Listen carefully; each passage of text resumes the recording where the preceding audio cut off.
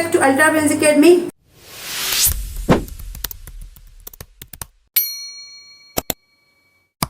Today I am here again with an interesting topic and that is proteins. So proteins जितना इसका abbreviation अच्छा है उतना ये टॉपिक भी बहुत इंटरेस्टिंग है और बहुत ज्यादा आपको इसमें न्यू कॉन्सेप्ट्स मिलने वाले हैं. So without delay, let's start our topic proteins.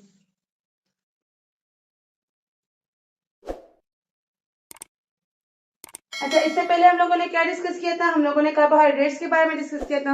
आप में से बच्चों के कमेंट्स आए थे कि मैम जो आप न्यू टॉपिक पढ़ाती है तो उससे पहले थोड़ा जो ओल्ड वाला होता है उसको रिवाइज किया करें. तो इसी तरह मैं करती रहूंगी इसके बाद लेक्चर्स में. हम लोगों ने डिस्कस किया था कार्बोहाइड्रेट्स के बारे में. सो कार्बोहाइड्रेट्स क्या है? बायोमोलिक्यूल्स हैं, अबंडेंटली प्रेजेंट होते हैं, राइट? किस चीज से बने होते हैं? ग्लूकोज मॉलिक्यूल से बने होते हैं, मतलब उनका जो स्ट्रक्चर एंड फंक्शनल यूनिट होता है वो ग्लूकोज होता है. जो बॉन्डिंग उनमें प्रेजेंट होती है that is glycosidic bonding, right? उसके अलावा हम लोगों ने बात की थी उसके क्लासिफिकेशन के बारे में कि they are classified into monosaccharides, disaccharides and polysaccharides. तो मोनोसेकेराइड्स बेसिकली वो होती है जो आप लोगों को हाइड्रोलिसिस पे एक सिंगल शुगर यूनिट भी यील्ड नहीं करती, राइट? मतलब अगर हम बात करें मोनोसेकेराइड्स की तो देखिए उसमें क्या है, ग्लूकोज है, तो वो बनी ही एक सिंगल मॉलिक्यूल से होती है. इसीलिए जब उसकी हाइड्रोलिसिस होगी तो वो हमें कार्बन डाइऑक्साइड और वाटर देती है. दोबारा हमें वो शुगर यूनिट नहीं देगी, मॉलिक्यूल तो देगी, दे बोथ आर मॉलिक्यूल्स, लेकिन शुगर का मॉलिक्यूल जो है वो नहीं देगी, राइट? इसी तरह से मोनोसेकेराइड्स की हम लोगों ने कुछ प्रॉपर्टीज डिस्कस की थी. फर्दर उसकी क्लासिफिकेशन डिस्कस की थी. ट्रायोसिस है, टेट्रोसिस है, ग्लिसरॉल्डिहाइड्स, एरिथ्रोसिस, वो सारी चीजें. उसके बाद हमने डाइसेकेराइड्स को डिस्कस किया था कि डाइसेकेराइड्स में क्या होंगी, दो मॉलिक्यूल्स जो है वो कंबाइन होगी सिंगल मॉलिक्यूल्स और वो हमारे पास एक मतलब डाई मॉलिक्यूल जो है वो बनाएगी, राइट? डाइसेकेराइड्स में. ओलिगोसेकेराइड्स में 3 to 10 मॉलिक्यूल्स जो है जब हाइड्रोलिसिस उसकी होगी तो 3 to 10 मॉलिक्यूल्स यील्ड होगी. और पॉलीसेकेराइड जो है वो तो लॉन्ग चेन्स होती है स्मॉल सिंगल ग्लूकोज या लैक्टोज या फ्रुक्टोज के मॉलिक्यूल्स की. वो हाईली ब्रांच्ड भी हो सकती है, अनब्रांच्ड भी हो सकती है, राइट? और जो पॉलीसेकेराइड्स थे दे वर नॉन शुगर्स. अक्सर जब कार्बोहाइड्रेट्स की बात आती है, शुगर्स की बात आती है तो हमारे जहन में आता है कि उनका जो टेस्ट होगा वो स्वीट होगा, but not all carbohydrates are sweet in taste. जो पॉलीसेकेराइड्स हैं तो वो स्वीट नहीं होती टेस्ट में, they are also called non sugars. और उसकी हाइड्रोलिसिस पे हमें बहुत ज्यादा ग्लूकोज के मॉलिक्यूल जो है वो मिलेंगे, मोर देन 10. क्लियर? जैसे कि अगर हम बात करें स्टार्च की, जैसे हम बात करें उसकी सेलुलोज की, तो वो हमें तकरीबन अप्रोक्सीमेटली 20 मॉलिक्यूल जो है तो ग्लूकोज के मिलते हैं, राइट? फिर पॉलीसेकेराइड्स में भी हम लोगों ने हेटेरोपॉलीसेकेराइड्स और होमोपॉलीसेकेराइड्स के बीच डिफरेंस को जाना था. एंड आफ्टर दैट हम लोगों ने ग्लाइकोसिडिक लिंकेज को डिस्कस किया एंड देन लास्ट में उसके फंक्शंस को. So today we are going to start proteins. तो प्रोटीन्स के स्ट्रक्चर को समझने के लिए इसका जो बिल्डिंग ब्लॉक है अमाइनो एसिड, पहले आप लोगों ने इसके स्ट्रक्चर को समझना है. जितनी स्टोरी है अमाइनो एसिड की वो आपने मस्त समझना है. प्रोटीन के लिए अमाइनो एसिड का समझना बहुत ज्यादा इंपॉर्टेंट है. इसमें एक फिनोमिना होता है, एक यूनिक फिनोमिना होता है, उसको आपने समझना है, क्लासिफिकेशन सब कुछ, राइट? तो आज का जो हमारा लेक्चर है we are going to mainly focus on amino acids. तो पहले थोड़ा सा समझते हैं कि प्रोटीन्स क्या है.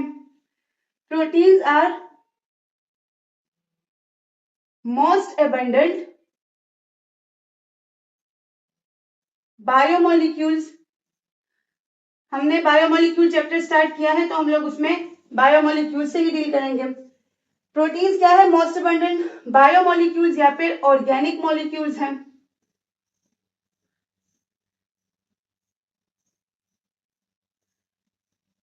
that make up about 15% of the dry weight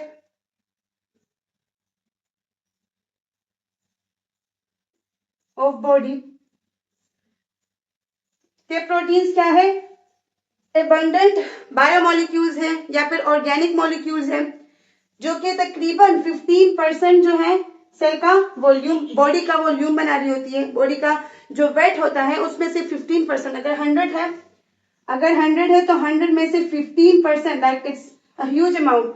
15% का वेट जो है वो कौन बनाता है, वो प्रोटीन्स बनाते हैं। वैसे हमारी बॉडी में क्या है, बहुत सारे स्ट्रक्चर्स हैं, बोन्स हैं।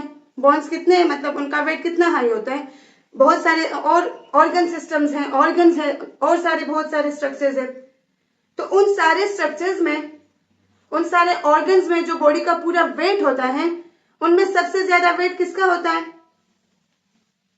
मतलब अगर 100% बॉडी का वेट है तो उसमें से 15% वेट जो है वो प्रोटीन्स का होता है। क्लियर। तो ये एक इंपॉर्टेंट बात है, इसको नोट कर लें कि प्रोटीन्स जो है वो क्या है, एबंडेंट बायोमोलिक्यूल्स हैं जो 15% बॉडी का वेट बना रहे होते हैं। Now if we talk about its composition, तो इसके कंपोजिशन में आप लोग को कार्बन, हाइड्रोजन, ऑक्सीजन, नाइट्रोजन मिलेगा। एबंडेंटली आपको यही मिलेंगे। समटाइम्स आप लोगों को सल्फर भी मिल सकता है। सल्फर जो है, like if you talk about our hairs, so our hair contain keratin protein and that keratin protein is sulphur containing protein. So आपको इसमें सल्फर मिलेगा। इसके अलावा आपको इसमें फेरम, आयोडीन, मैग्नीशियम, ये सारे एलिमेंट्स जो है ये भी आपको मिलेंगे प्रोटीन्स में। जैसे कि आपको मैं एग्जांपल दूं फेरम का, तो कहाँ प्रेजेंट होता है, हीमोग्लोबिन में प्रेजेंट होता है। आयरन, राइट, फेरम के लिए हम जो वर्ड है वो क्या है, यूज करते हैं आयरन। तो आयरन जो है कहाँ प्रेजेंट होता है, हीमोग्लोबिन में प्रेजेंट होता है।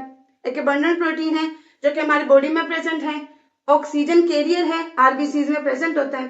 तो उसमें जो 4 हीम ग्रुप्स होती है उसकी अटैचमेंट आयरन की वजह से होती है। तो आपको प्रोटीन के स्ट्रक्चर में, और हीमोग्लोबिन क्या है, उसका नेचर क्या है, वो प्रोटीन है नेचर में। तो आप लोग को कार्बन, हाइड्रोजन, ऑक्सीजन और नाइट्रोजन, सल्फर के साथ साथ ट्रेस अमाउंट में जो है ये वाले एलिमेंट्स भी मिलेंगे, राइट। इसके अलावा अगर हम बात करें तो ये बहुत ज्यादा सेलुलर फंक्शन परफॉर्म करता है। सेल में बहुत इंपॉर्टेंट सेलुलर फंक्शंस परफॉर्म करता है। स्ट्रक्चरली भी बहुत ज्यादा इंपॉर्टेंट है, क्योंकि सेल में बहुत ज्यादा स्ट्रक्चर जो है ये बना रहा होता है। और अगर बात करें इसकी हिस्ट्री की, तो इसकी हिस्ट्री, जे बर्जीलियस एक साइंटिस्ट थे जिन्होंने फॉर द फर्स्ट टाइम 1938 में इसके लिए नेम सजेस्ट किया। 1938 में जे बर्जीलियस ने इसके लिए जो टर्म प्रोटीन है उसको कॉइन किया। क्लियर। और ये जो प्रोटीन का वर्ड है ये निकला किस चीज से है, ये ग्रीक वर्ड से निकला है, प्रोटियोस। प्रोटियोस का मतलब क्या है, I have already told you कि मैं डिफरेंट जो बोर्ड्स हैं उनके बुक्स को स्टडी करती हूँ लेक्चर के लिए। सो वहां से मुझे इसके 2 मीनिंग्स मिले जब मैं बुक स्टडी कर रही थी। तो एक से मुझे ये मीनिंग मिला, मॉलिक्यूल ऑफ फर्स्ट रैंक, और एक इसका मीनिंग बता रहा था of prime importance.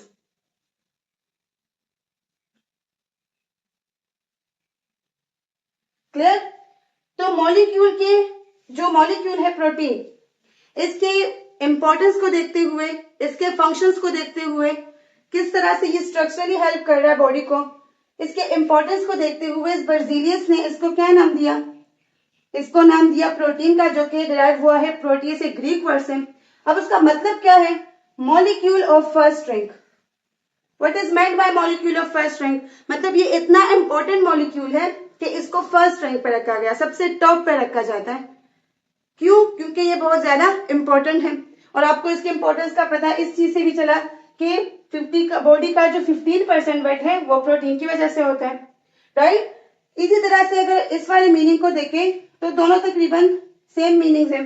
Of prime importance, एक ऐसा मॉलिक्यूल जिसको प्राइम इंपॉर्टेंस गिवन है। प्राइम का मतलब क्या है, मेजर इंपॉर्टेंस गिवन है। क्लियर। एक ऐसा मॉलिक्यूल जिसको मेजर इंपॉर्टेंस गिवन है, सबसे ज्यादा जो इंपॉर्टेंट मॉलिक्यूल है दैट इज प्रोटीन।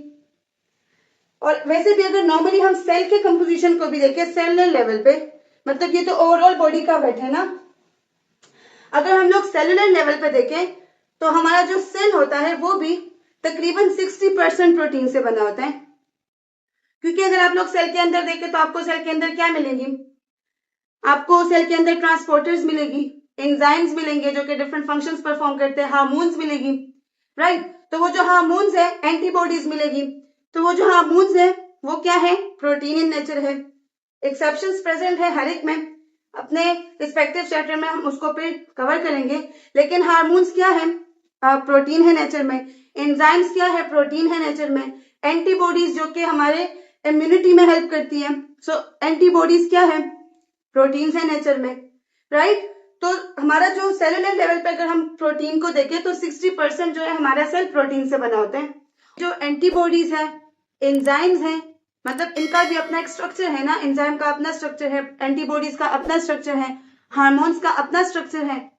तो प्रोटीन्स जो है वो स्ट्रक्चर्स भी बना रहे होते हैं और वो सेलुलर बहुत इंपॉर्टेंट फंक्शंस भी परफॉर्म कर रहे होते हैं। एज ए ट्रांसपोर्टर काम कर रहे होते हैं, एज ए रिसेप्टर काम कर रहे होते हैं। जगह जगह बॉडी में आप लोगों को क्या मिलेंगे, ट्रांसपोर्टर प्रोटीन्स मिलेंगी, रिसेप्टर प्रोटीन्स मिलेंगी, राइट। इवन आपका जो सेल मेम्ब्रेन है, हर एक सेल का जो लेयर है, आउटर मोस्ट जो बाउंड्री है, जस्ट उस एक सेल मेम्ब्रेन में आपको कई ज्यादा प्रोटीन्स जो है मिलती है और बहुत इंपॉर्टेंट फंक्शंस परफॉर्म कर रही होती है। सो in crux we can say that proteins are very much important biomolecules and its importance cannot be denied. तो इतना हम लोगों ने समझ लिया कि प्रोटीन्स क्या है, abundant biomolecules है जो कि 15% ऑफ द बॉडी वेट बना रहे होते हैं। और अगर इसके कंपोजिशन की हम बात करें तो abundantly आप लोगों को carbon, hydrogen, oxygen and nitrogen इसमें मिलेगा और ट्रेस अमाउंट में फिर आपको आयरन या आयोडीन या मैग्नीशियम वगैरह जो है वो भी मिल सकता है। क्लियर। इसी वजह से बर्जीलियस ने इसके लिए एक ऐसा टर्म कॉइन किया, एक ऐसा वर्ड इसके लिए चूज किया कि इसके वर्ड को देखते ही इसके इंपॉर्टेंस का पता चल जाए, प्रोटियोस। और उसका मतलब क्या है, मॉलिक्यूल ऑफ फर्स्ट रैंक या फिर of prime importance, like we can say molecule of prime importance. Clear. इसके बाद बात करते हैं कि प्रोटीन्स जो है, proteins are basically polymer in nature. Protein are polymers in nature. और वो पॉलीमर्स क्या होते हैं, जिनको मोनोमर्स मिलकर बना रहे होते हैं। सो प्रोटीन क्या है, पॉलीमर है नेचर में। और उसके जो मोनोमर्स हैं जो इस पॉलीमर्स को बना रहे होते हैं, तो उसको हम क्या कहेंगे, polymers of amino acid. Clear. तो एक तो हमारे पास ये भी डेफिनेशन बना प्रोटीन्स का, कंपोजिशन हमने डिस्कस किया और उसके बाद इसकी हिस्ट्री को। इसी तरह से पॉलीमर ऑफ अमाइनो एसिड, इसका एक दूसरा डेफिनेशन बना, पॉलीमर ऑफ अमाइनो एसिड्स या फिर पेप्टाइड चेन्स। और ये पेप्टाइड चेन जो होती है ये हमारे पास मोनोपेप्टाइड्स भी हो सकती है,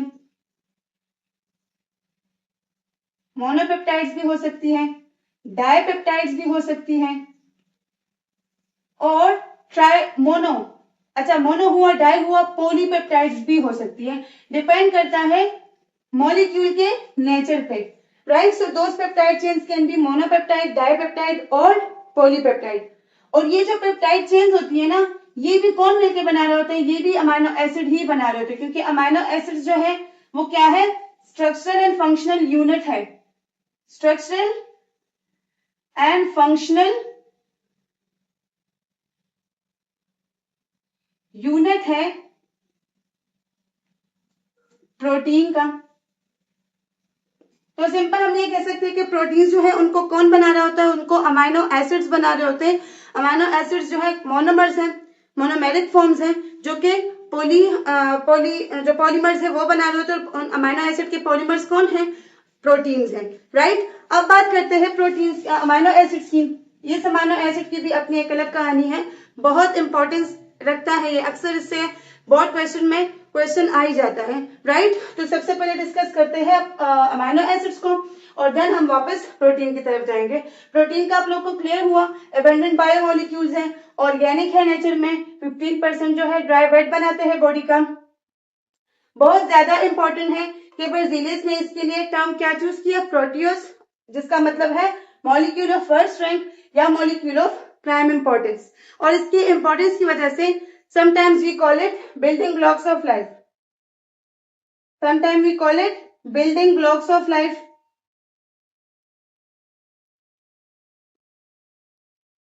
अब आप लोग कहेंगे कि मैम आपने तो सेल को बिल्डिंग ब्लॉक ऑफ लाइफ का नाम दिया था, तो उसको भी दिया था, वो तो है। हमारी जो लिविंग बॉडीज है स्ट्रक्चरली सेल ही बना रहा होता है। जैसे कि अगर मैं आप इस रूम की बात करूं तो इस रूम में ये जो रूम है पूरा ये एक्ट कर रहा है एज अ लिविंग बॉडी, और इसमें जो सिंगल ब्लॉक लगा है वो सिंगल ब्लॉक जो है वो एज ए सेल काम कर रहा है।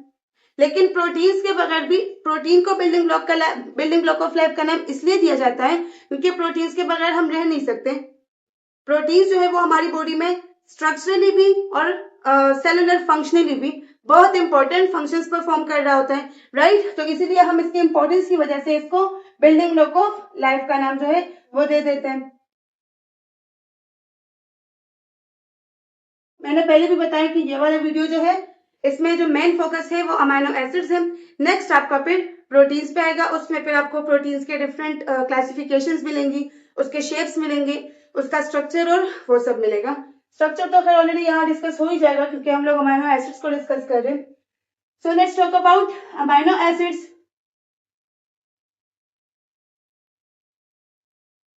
सबसे पहले बात करेंगे कि अमाइनो एसिड्स जो हैं दीज आर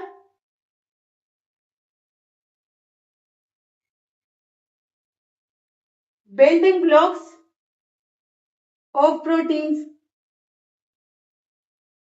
या फिर यू समझे दे आर स्ट्रक्चरल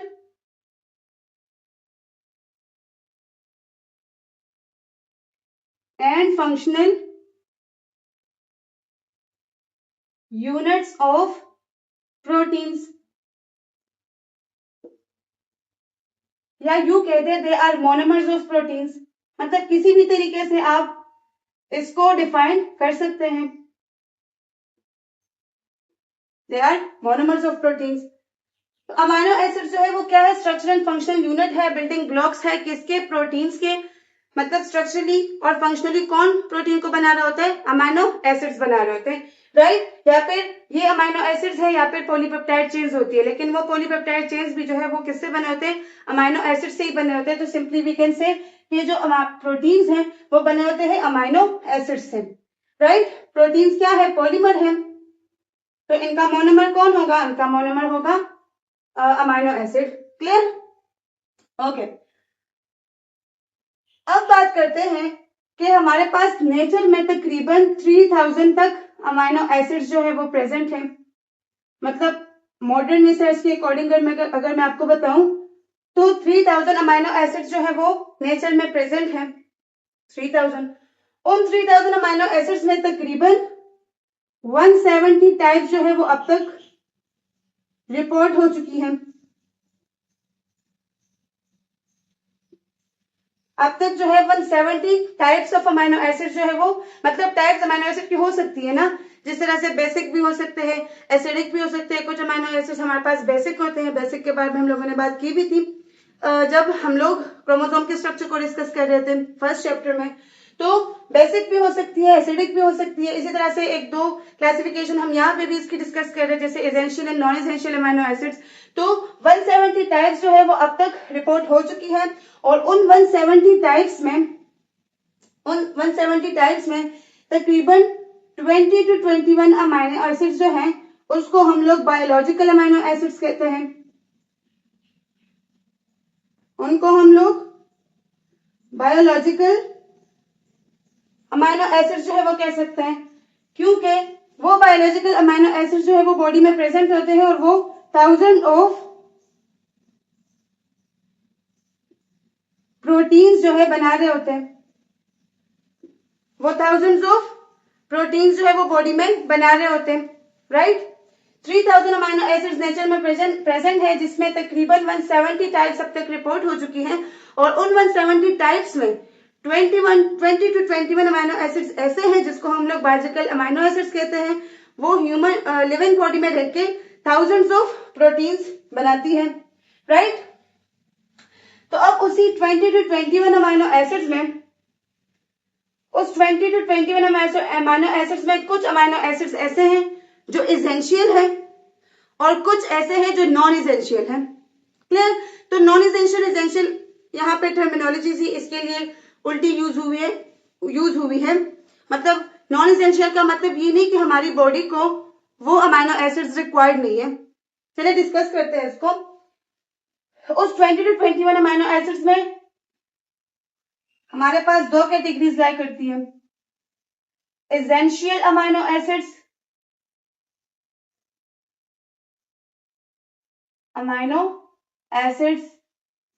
और नॉन एसेंशियल अमाइनो एसिड्स।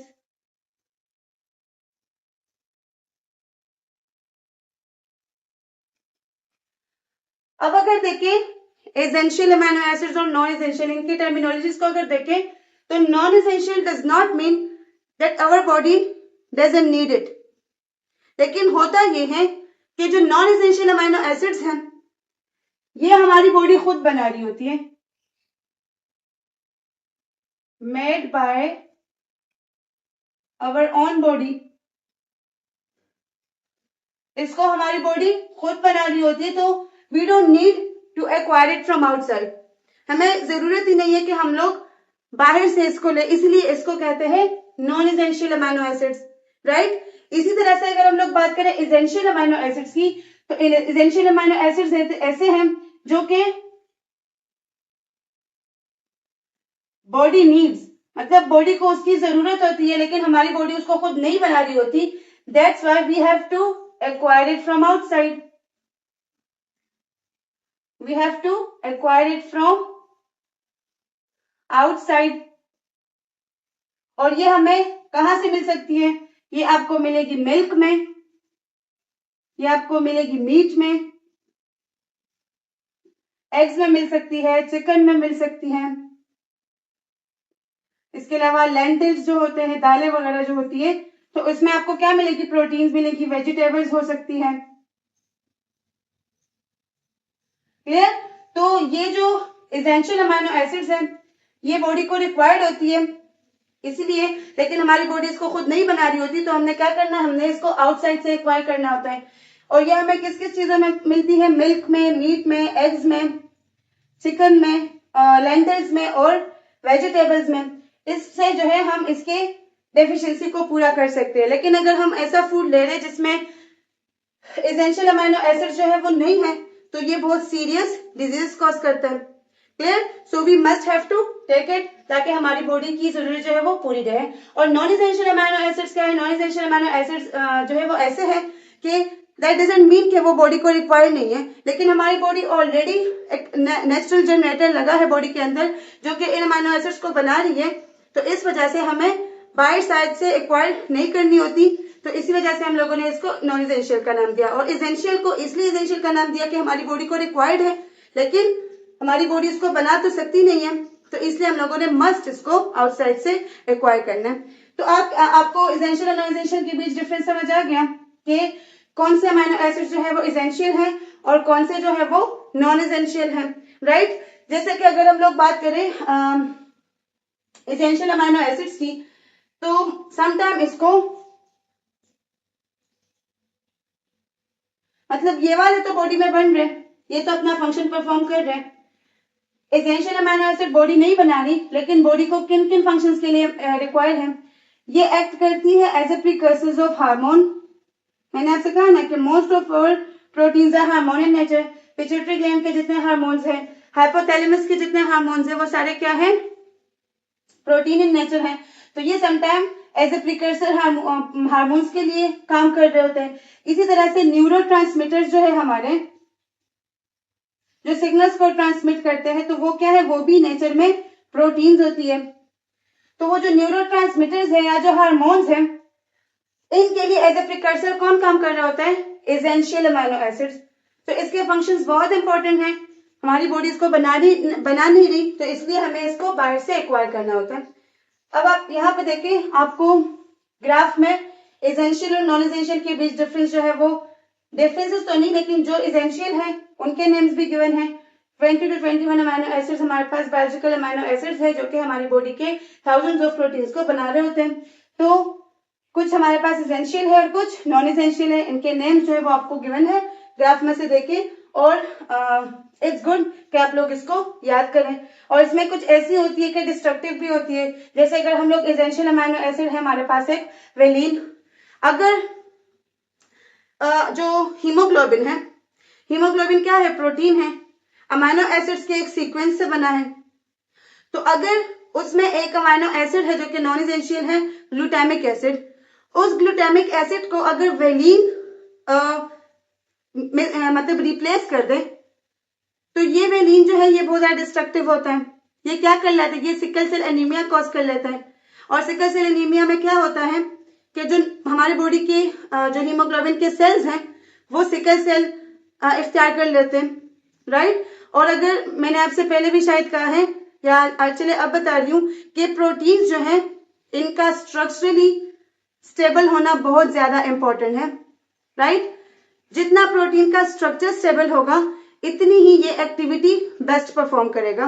जैसे कि अगर हम प्रोटीन के स्ट्रक्चर्स में से टर्शरी की बात करें तो टर्शरी स्ट्रक्चर जो है वो बायोलॉजिकली ज्यादा एक्टिव होता है, ज्यादा एक्यूरेट होता है। तो प्रोटीन्स के लिए स्ट्रक्चरली स्टेबल होना बहुत ज्यादा इंपॉर्टेंट है। तो अगर उसी स्ट्रक्चर में गड़बड़ी हुई, ग्लूटामिक एसिड ने वेलिन ने ग्लूटामिक एसिड को रिप्लेस किया, तो हमारे साथ सिकल सेल एनीमिया जैसे डिजीज जो है वो कॉज हो जाते हैं, जो कि बॉडी के लिए बिल्कुल भी अच्छे नहीं होते। क्लियर।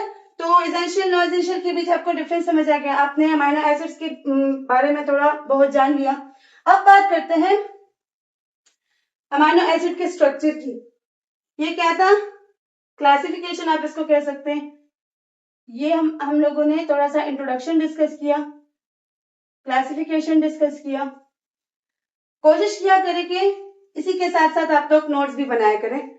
हम लोगों ने क्लासिफिकेशन डिस्कस की। Now let's discuss structure of amino acid.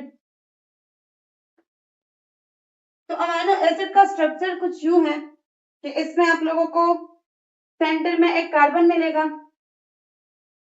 और उसके इर्द गिर्द आपको 4 डिफरेंट ग्रुप्स मिलेगी।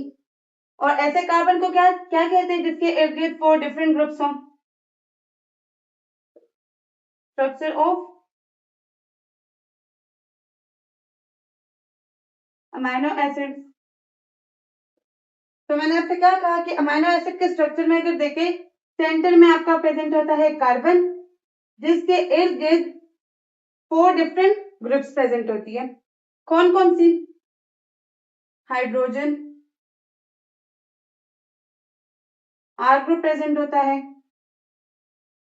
कार्बोक्सिल ग्रुप प्रेजेंट होता है, राइट, कार्बोक्सिलिक एसिड, और अमाइनो ग्रुप प्रेजेंट होता है।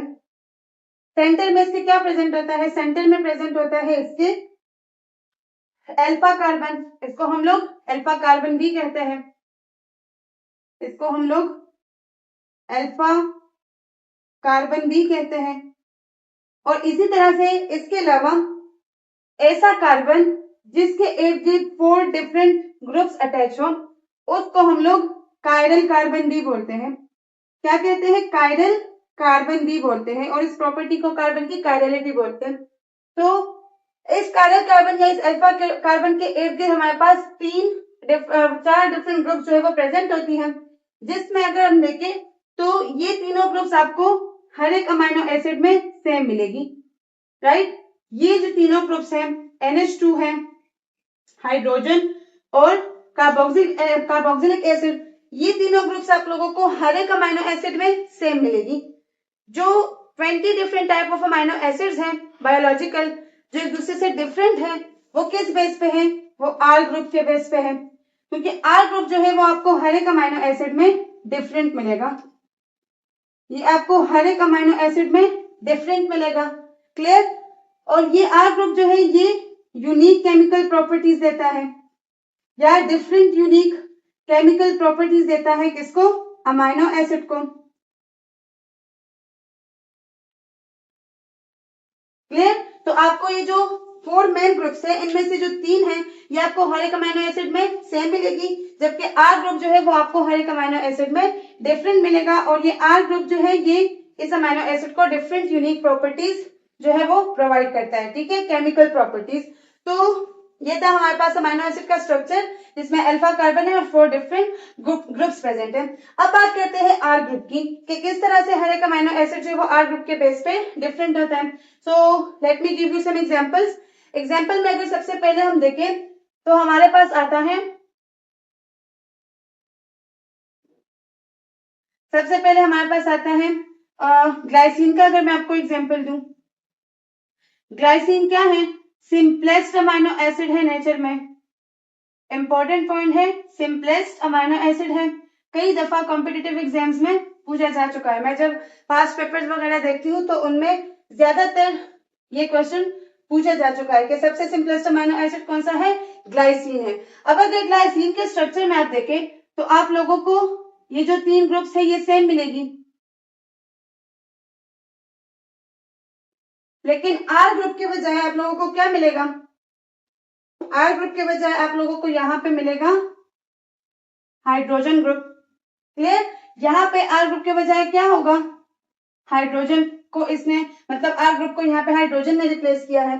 Similarly if we talk about alanine, another micro or another amino acid, बल्कि ये चलिए क्यों लिख रही हूँ, एनिलीन है। अब एनिलीन क्या है? एनिलीन नहीं, एलेनिन। एलेनिन क्या है? एलेनिन के अगर स्ट्रक्चर को आप देखें तो आपको एलेनिन के स्ट्रक्चर में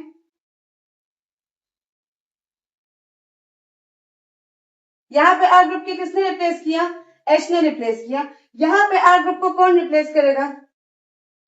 यहाँ पे आर ग्रुप को रिप्लेस करेगा CH3, राइट? यहाँ पे आर ग्रुप की जगह कौन आएगा? CH3। मैंने आपसे कहा ना कि हर एक अमीनो एसिड जो है वो किस बेस पे एक दूसरे से डिफरेंट है? आर ग्रुप के बेस पे। Similarly if I give you another example like serine, serine का अगर मैं आपको एग्जांपल दूं, क्या है? अमीनो एसिड है। तो यहाँ पे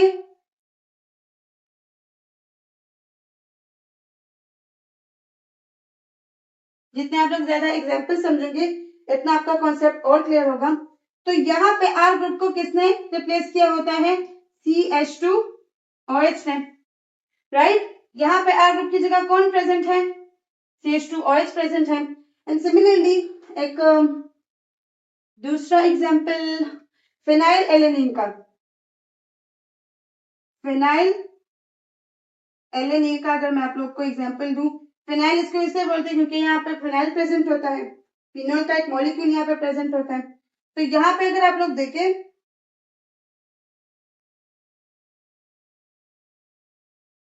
ये हुआ amino group, carboxyl group, hydrogen group. यहाँ पे CH3 है, लेकिन CH3 में एक हाइड्रोजन को फिनाइल के या फिनोल के मॉलिक्यूल ने रिप्लेस किया होता है। फिनाइल है तो इसमें कंजुगेशन होगी, ठीक है? तो यहाँ पे आर ग्रुप को किसने रिप्लेस किया? यहाँ पे आर ग्रुप को रिप्लेस किया CH3 और इसके साथ अटैच है फिनोल, राइट? तो फिनाइल एनिलीन में आपको आर ग्रुप की जगह फिर ये वाला ग्रुप मिलेगा। सीरीन में आपको आर ग्रुप की जगह CH2OH मिलेगा। एलेनिन में आपको आर की जगह CH3 मिलेगा। और ग्लाइसिन जो एक सिंपलेस्ट अमीनो एसिड है तो उसमें आप लोगों को आर ग्रुप की जगह H मिलेगा। तो ये जो डिफरेंट आर ग्रुप्स हैं ये अमीनो एसिड के पर्सनैलिटी को यूनिक प्रॉपर्टीज जो है ये प्रोवाइड करते हैं। और इसी आर ग्रुप के बेस पे डिफरेंट जो अमीनो एसिड्स है हमारे वो एक दूसरे से डिफरेंट है, राइट? हमारी बॉडी कितने अमीनो एसिड से बनी है? 20 to 21 से। तो वो जो 20 to 21 अमीनो एसिड्स मिलके थाउजेंड्स ऑफ प्रोटीन्स बना रही है, राइट? तो वो एक दूसरे से किस बेस पर डिफरेंट है? वो एक दूसरे से इसी आर ग्रुप के बेस पे डिफरेंट है। It is very much important point, इसको नोट कर ले, अक्सर क्वेश्चन इससे आ जाता है। सो हम लोगों ने क्या क्या एग्जांपल्स डिस्कस किए? ग्लाइसिन का एग्जांपल डिस्कस किया, एलेनिन का किया, सीरीन का किया और फिनाइल एलेनिन का किया, राइट? ये 4 अमीनो एसिड्स मैंने आपको एग्जांपल के तौर पे बताया कि इसमें अगर आर ग्रुप हम देखें तो वो जो आर ग्रुप होता है वो सब में डिफरेंट है। और यही आर ग्रुप का डिफरेंस जो है वो अमीनो एसिड्स के बीच डिफरेंस बना रहा है। इसी आर ग्रुप के बेस पे डिफरेंट जो अमीनो एसिड्स है वो दूसरे से डिफरेंट है। तो इसको नोट कर लें। और इसके बाद अब डिस्कस करेंगे द्वितीय आयन फॉर्मेशन। एक बहुत ही यूनिक फिनोमिना है जो कि आप लोगों को जस्ट अमाइनो एसिड के मॉलिक्यूल में मिलेगा। हमारी बॉडी के मोस्ट ऑफ अमाइनो एसिड जो है वो ऐसे है कि वहां पे आपको ज्विटर आयन फॉर्मेशन जो है वो मिलेगी, और ये ज्विटर आयन फॉर्मेशन बहुत इंपॉर्टेंट है क्योंकि ये प्रोटीन्स को स्ट्रक्चरल स्टेबिलिटी देती है। और मैंने आपसे कहा ना कि जो प्रोटीन्स हैं उनका स्ट्रक्चरली स्टेबल होना बहुत इंपॉर्टेंट है। जितना उनका स्ट्रक्चर स्टेबल होगा उतने ही वो अच्छे से एक्टिविटी परफॉर्म करेंगे। तो अब डिस्कस करते हैं ज्विटर आयन फॉर्मेशन।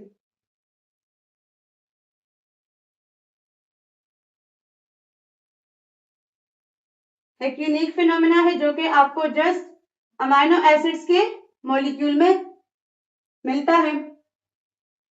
अब ज्विटर आयन फॉर्मेशन में बेसिकली होता क्या है, इसमें एक इलेक्ट्रिकली न्यूट्रल मॉलिक्यूल बनता है। इलेक्ट्रिकली न्यूट्रल मॉलिक्यूल बनता है, और वो जो मॉलिक्यूल है वो जिस पॉइंट पे बनता है, मतलब इलेक्ट्रिकली न्यूट्रल ये जो मॉलिक्यूल है या जो ज्विटर आयन है, ये बनता कब है, उस पॉइंट को आइसो इलेक्ट्रिक पॉइंट कहते हैं। आइसो इलेक्ट्रिक पॉइंट कहते हैं। मतलब इसमें क्या होता है, एक बायपोलर आयन बनता है। एक बायपोलर आयन जो है उसकी फॉर्मेशन होती है, राइट। इसी तरह से अगर हम बात करें इस टर्म की कि इसको ज्विटर क्यों कहते हैं, तो ज्विटर जो है ये एक जर्मन वर्ड है। It is derive from a German word, बल्कि डिराइव नहीं हुआ, ये वर्ड ही जर्मन है, जिसका मतलब है हर्माफ्रोडाइट। हर्माफ्रोडाइट मतलब हाइब्रिड। तो ज्विटर आयन फॉर्मेशन जब एक मॉलिक्यूल में होता है तो उसका मतलब क्या है कि वो हाइब्रिड मॉलिक्यूल होता है। अब हाइब्रिड का क्या मतलब, why it is called hybrid, क्योंकि हाइब्रिड में हमारे पास दो किस्म के मॉलिक्यूल्स बनती है। एक बनता है एसिडिक, मतलब अगर हम बात करें ज्विटर आयन फॉर्मेशन की तो इसमें एक एसिडिक पॉजिटिव रेडिकल बनता है। एसिडिक पॉजिटिव रेडिकल बनता है। एसिड और बेसिस जो है वो तो आप जानते हैं ना, प्रोटीन डोनेटर और रिसीवर्स। तो एक एसिडिक पॉजिटिव रेडिकल बनता है, दूसरा बेसिक नेगेटिव रेडिकल बनता है। और उन दोनों के रिजल्ट में एक इलेक्ट्रिकली न्यूट्रल मॉलिक्यूल बनता है, और उस इलेक्ट्रिकली न्यूट्रल मॉलिक्यूल को हम लोग फिर क्या नाम देते हैं, ज्विटर आयन, राइट। और ये फिनोमेना कहाँ प्रेजेंट होता है, ये फिनोमेना आपको जस्ट अमाइनो एसिड्स के मॉलिक्यूल में मिलेगा, क्योंकि ये फिनोमेना इंपॉर्टेंट होता है प्रोटीन को स्ट्रक्चरली स्टेबल करने में। और मैंने आपसे कहा ना कि प्रोटीन का स्ट्रक्चरली स्टेबल होना बहुत ज्यादा इंपॉर्टेंट है। इसकी जो एक्टिविटी है वो इसके स्ट्रक्चरल स्टेबिलिटी पर ही डिपेंड करती है। If protein is not structurally stable तब ये अपनी एक्टिविटी जो है ये परफॉर्म नहीं कर सकता, राइट। आगे हम लोग जब नेक्स्ट लेक्चर में प्रोटीन डिस्कस करेंगे तब आपको मैं प्रोटीन के कुछ फैक्टर्स जो है वो बता दूंगी कि किस किस फैक्टर से प्रोटीन का स्ट्रक्चर जो है वो डीनेचर होता है या जो है वो डिसेबल्ड होता है। तो ये जो ज्विटर आयन फॉर्मेशन है, आए इसको स्ट्रक्चरली समझते हैं कि ये बनता कैसे है। ये कुछ इस तरह से बनता है कि हमारे पास एक दो अमाइनो एसिड्स हैं और उनके बीच रिएक्शन हुआ।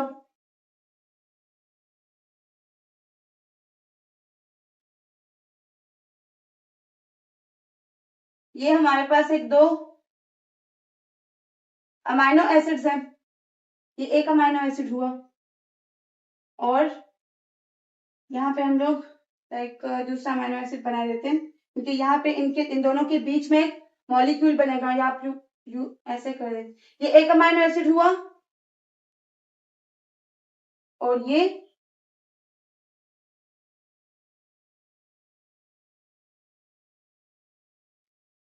दूसरा अमाइनो एसिड हुआ। अब इनके रिजल्ट में एक इलेक्ट्रिकली न्यूट्रल मॉलिक्यूल कैसे बनेगा, कि यहाँ पे अगर देखें तो ये इस पे पॉजिटिव चार्ज आएगा, सॉरी इस वाले पे पॉजिटिव चार्ज आएगा, जो कि बनाएगा एक एसिडिक पॉजिटिव रेडिकल। रेडिकल का वर्ड इसके लिए ज्यादा सुटेबल है क्योंकि जो आयन होता है वो एक सिंगल एलिमेंट पे जब चार्ज पॉजिटिव या नेगेटिव है तब उसके लिए आयन का वर्ड यूज होता है, तो रेडिकल का वर्ड जो है वो यहाँ इसके लिए ज्यादा सुटेबल है। सिमिलरली यहाँ पे अगर देखें एसिड वाला पोर्शन जो है ये इस पे नेगेटिव चार्ज आएगा और ये बेसिक नेगेटिव रेडिकल बनाएगा, नेगेटिव रेडिकल बनाएगा। इन दोनों के रिएक्शन से यहाँ पे जो मॉलिक्यूल बनेगा तो वो कुछ इस तरह से बनेगा।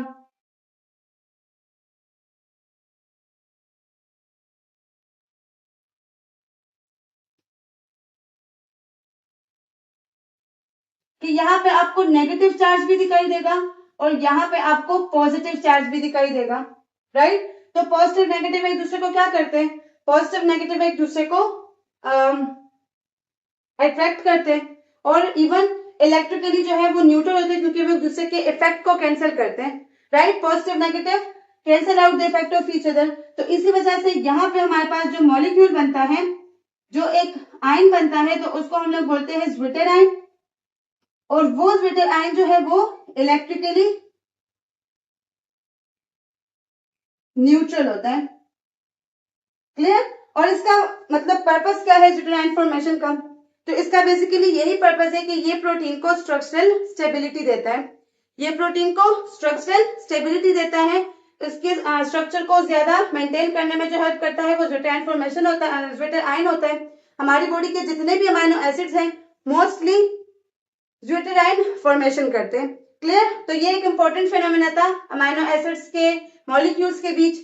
इसके बाद डिस्कस करते हैं कि अमाइनो एसिड्स के बीच में जो बॉन्डिंग होती है वो कौन सी होती है और वो किस तरह से बनती है। सो इसको आप लोगों ने नोट कर लिया। ज्विटर आयन को ज्विटर आयन क्यों बोलते हैं, क्योंकि ये एक जर्मन वर्ड है जिसका मतलब है हर्माफ्रोडाइट या फिर हाइब्रिड। तो हाइब्रिड से आपको पता चला ना कि इन दोनों से हमारे पास क्या बनता है, एक हाइब्रिड मॉलिक्यूल बनता है जिसमें पॉजिटिव नेगेटिव दोनों चार्जेस होती है, राइट।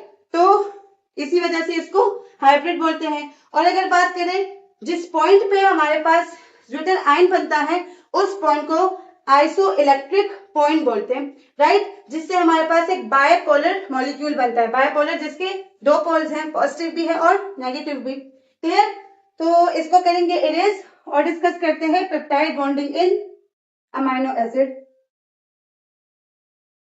हमने क्या क्या सीखा, ज्विटर आयन फॉर्मेशन को समझा, स्ट्रक्चर ऑफ अमाइनो एसिड को समझा, डिफरेंट किस तरह से होते हैं अमाइनो एसिड के स्ट्रक्चर एक दूसरे से उसको समझा, कुछ एग्जांपल्स डिस्कस की, अमाइनो एसिड के क्लासिफिकेशन को डिस्कस किया, और उसके अलावा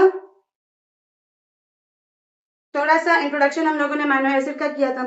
तो ये सारी चीजें हम लोगों ने डिस्कस की। अब बात करते हैं बॉन्डिंग इन अमाइनो एसिड्स या फिर कहे पेप्टाइड बॉन्डिंग, पेप्टाइड बॉन्डिंग इन अमाइनो एसिड्स। तो जस्ट लाइक ग्लाइकोसिडिक लिंकेज, यहां पे भी क्या होगा, रिलीज ऑफ वाटर मॉलिक्यूल होगा,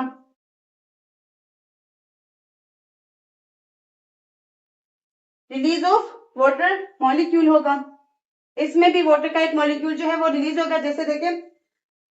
और ये बॉन्डिंग जो है ये भी मतलब पॉलीपेप्टाइड बॉन्डिंग भी हो सकती है और मोनो भी हो सकती है, किसी मॉलिक्यूल में आपको सिंगल पेप्टाइड बॉन्ड भी नजर आ सकता है, डाई भी आ सकता है, पॉली भी नजर आ सकता है। तो H2O का एक मॉलिक्यूल जो है वो पेप्टाइड बॉन्डिंग में भी रिलीज होगा।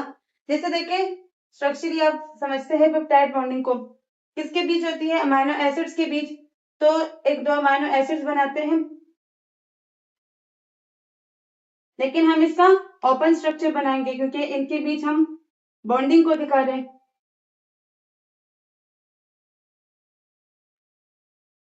ये हमारे पास एक अमाइनो एसिड हुआ, ये बाइंड होगा दूसरे अमाइनो एसिड के साथ,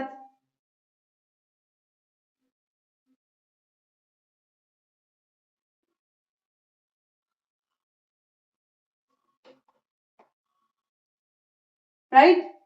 तो यहाँ पे मैंने आपसे क्या कहा कि वाटर का एक मॉलिक्यूल जो है वो रिलीज होगा, तो ये वाटर का मॉलिक्यूल इससे रिलीज हो जाएगा।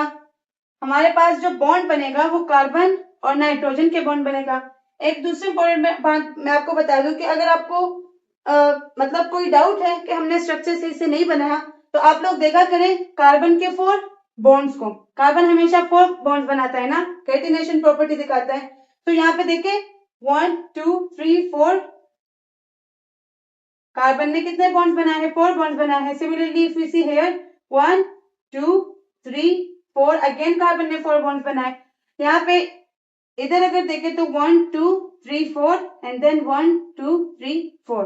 तो इससे आप लोग अपने स्ट्रक्चर का अंदाजा लगा सकते हैं कि हम लोगों ने कोई चीज जो है वो मिस तो नहीं की। कार्बन ने हमेशा 4 बॉन्ड बनाए होंगे। तो यहाँ पे क्या होगा, वाटर का मॉलिक्यूल रिलीज होगा और हमारे पास यहाँ पे जो स्ट्रक्चर बनेगा तो उसमें प्रेजेंट होगी पेप्टाइड बॉन्डिंग।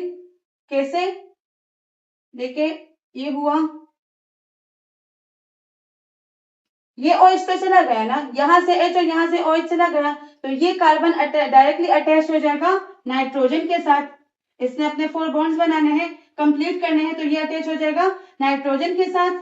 और सिमिलरली एक दूसरा भी अगर बताऊं तो नाइट्रोजन हमेशा 3 बॉन्ड्स बनाता है, राइट। हमें नाइट्रोजन हमेशा 3 बॉन्ड्स बनाता है, तो इससे भी आपको अंदाजा होगा कि नाइट्रोजन के 3 बॉन्ड्स कंप्लीट हैं। तो भी आप लोग के अपने स्ट्रक्चर के सही होने का अंदाजा हो सकता है। सो यहाँ पे क्या हुआ, कार्बन और नाइट्रोजन के बीच बॉन्डिंग बनी और बाकी हमारा पूरा जो अमाइनो एसिड है वो यहाँ पे आ जाएगा,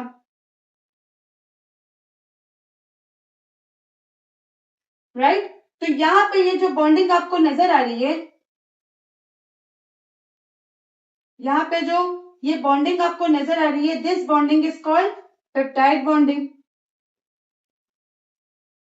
this bonding is called peptide bonding, right. तो इसी तरह से, और ये क्या है, सिंगल पेप्टाइड बॉन्ड है, 2 मॉलिक्यूल्स के बीच बना है तो सिंगल पेप्टाइड बॉन्ड होगा। इसी तरह से 3 अमीनो एसिड मॉलिक्यूल्स के बीच फिर डाइपेप्टाइड बॉन्ड बनेगा। जैसे उसका भी अगर हम देखें तो ये एक नाइट्रोजन हुआ,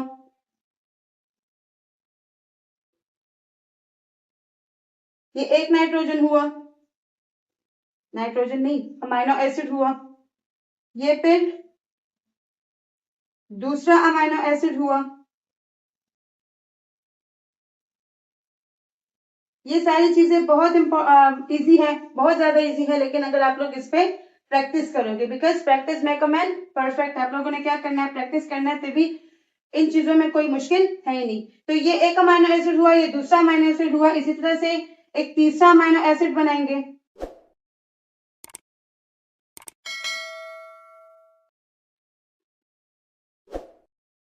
ये तीसरा अमीनो एसिड हुआ। अब क्या होगा, यहाँ पे एक वाटर का मॉलिक्यूल जो है ये वाला रिलीज होगा,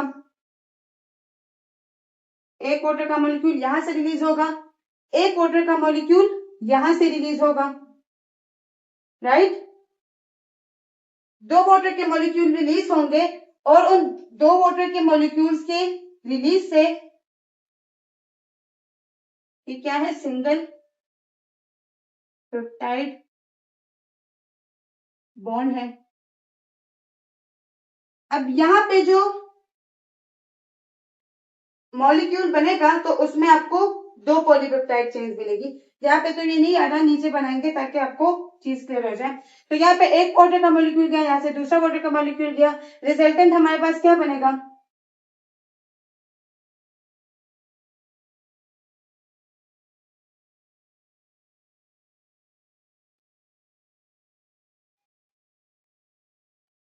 ये अटैच होगा, कार्बन जो है अटैच होगा नाइट्रोजन के साथ। सिमिलरली अगेन पूरा अमीनो एसिड का स्ट्रक्चर यहाँ पे आएगा, आर ग्रुप जो है वो डिफरेंट होगा,